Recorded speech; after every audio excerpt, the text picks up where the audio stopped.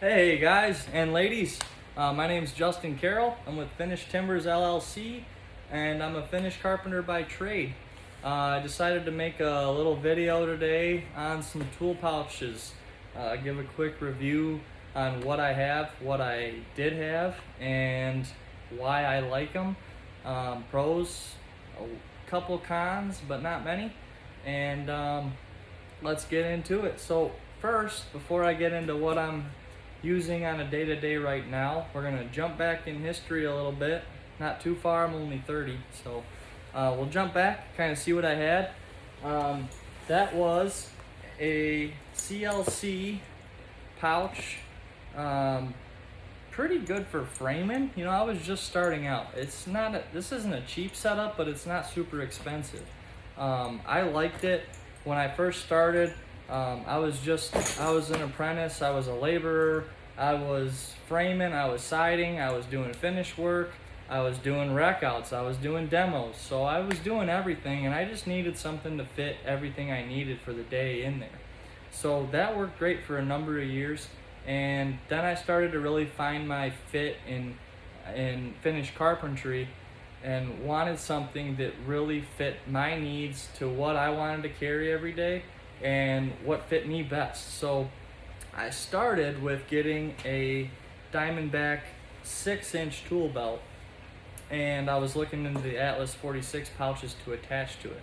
So I got the 6-inch belt. Now that's designed to sit in your midsection, and I'm a skinnier guy. I'm 6 foot tall, I'm about 165 pounds, and that's soaking wet on a good day.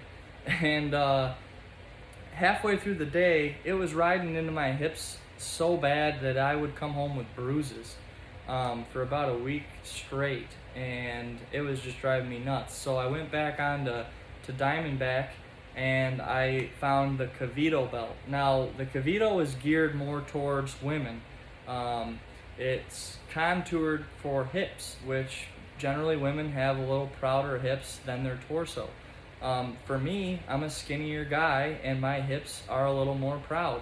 So I had this belt on, and I was actually framing a detached garage in these a little while back, and I had these things loaded down, full of screws and fasteners and my nail gun and just everything under the sun that you need when you're framing. And I still did not feel uncomfortable. It fit great all day, and it was not a burden. And so the Cavito belt really helped me. So if you're a skinnier guy, and maybe you've had issues with things, maybe that'll help you out. I hope it does. So the Cavito is a great option for a skinnier profiled guy and women of whatever, shapes and sizes you are. So that's a good option there. Now to dig into these Atlas 46 pouches, first off, all I started with was the Martinez tool pouch, just the regular one, not the XL, and then the Atlas 46 V2, I believe, screw and nail pouch they call it.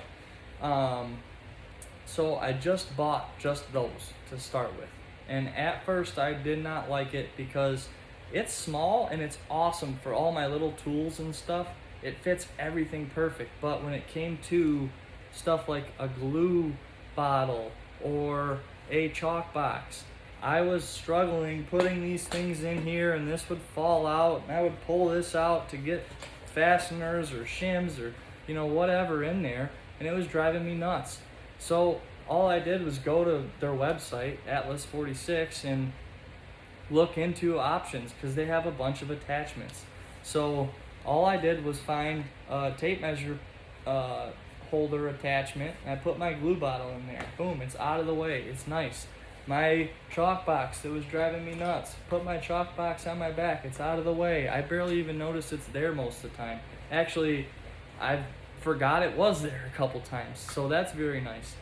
But to dig into what I have in these little guys and to give you a better idea, right here is the Martinez tool pouch. I have your average carpenter's pencil, a number 2 Ticonderoga.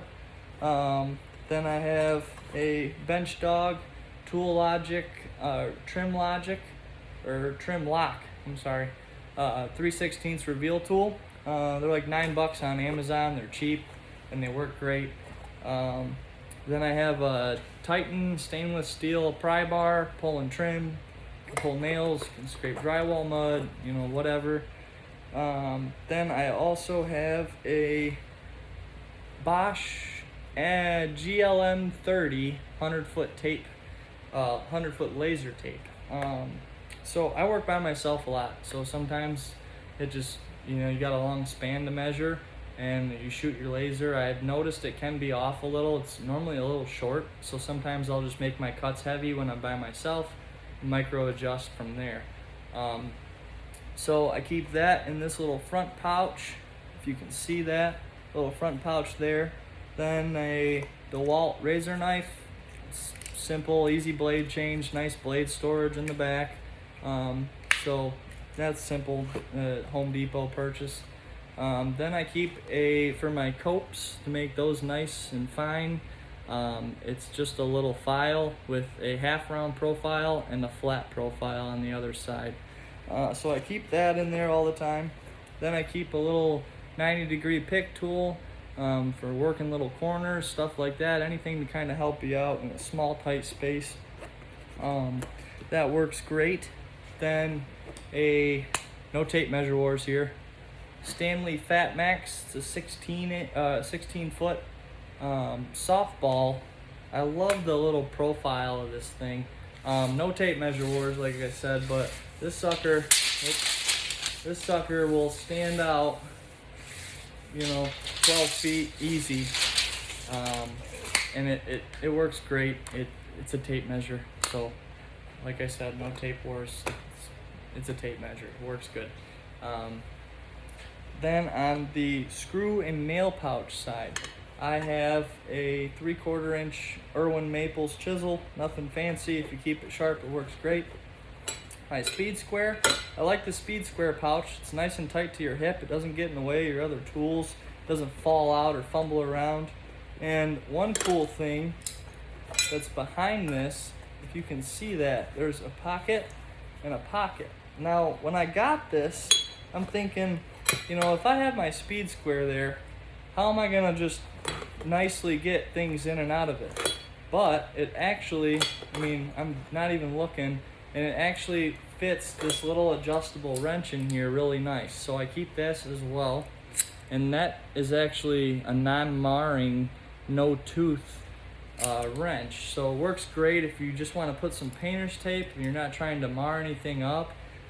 Changing router bits, changing saw blades. It's nice not to go searching for little wrenches that they give you in the packet, and you just have something small and slim on you at all times. So I keep that in there.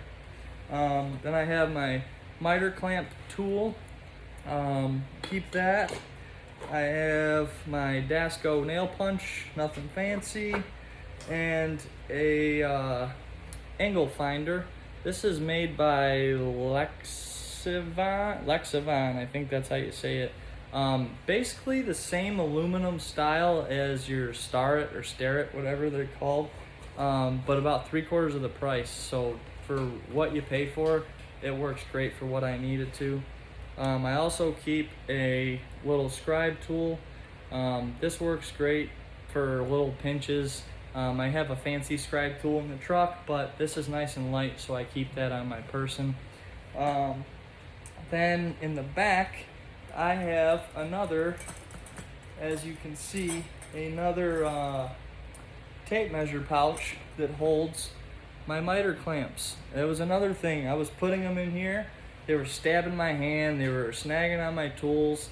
Now they snag on each other a little bit, but again, a little tape measure pouch, and I solved my problem. I think it's like 20 or 30 bucks to add something that fits your needs, and that's what I love about this setup. It's not I gotta buy this and try to cut stuff off or cram this in there and make this, that, and the other thing work.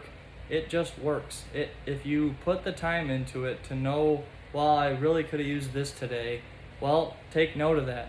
And maybe you don't have the money right now, but save up a few bucks and buy what fits you and fits your needs.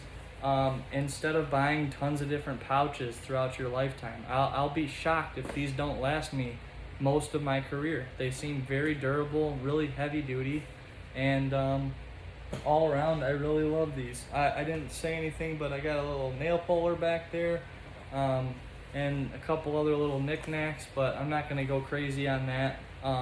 So pros and cons overall about this setup. Pros, the durability of these seems awesome. The price point is, in my opinion, is not a con. I think it's a pro. You're paying for something that is gonna last you eternity. You know, this thing's gonna last a long frickin' time, and their customer service is absolutely amazing. I've talked to them. I dealt with them about a couple of orders that I had, and they're very responsive. They're very nice people. They call you, they'll email you, and they will make you feel like you actually matter. Another big thing is, if you do think these are a little expensive, they are made by our veterans. They are made in the United States. If there's anybody I would much rather have my money go to, it's the men and the women that fought for us to stay here, to be happy, live peaceful lives, and go about our day to day and make an honest living.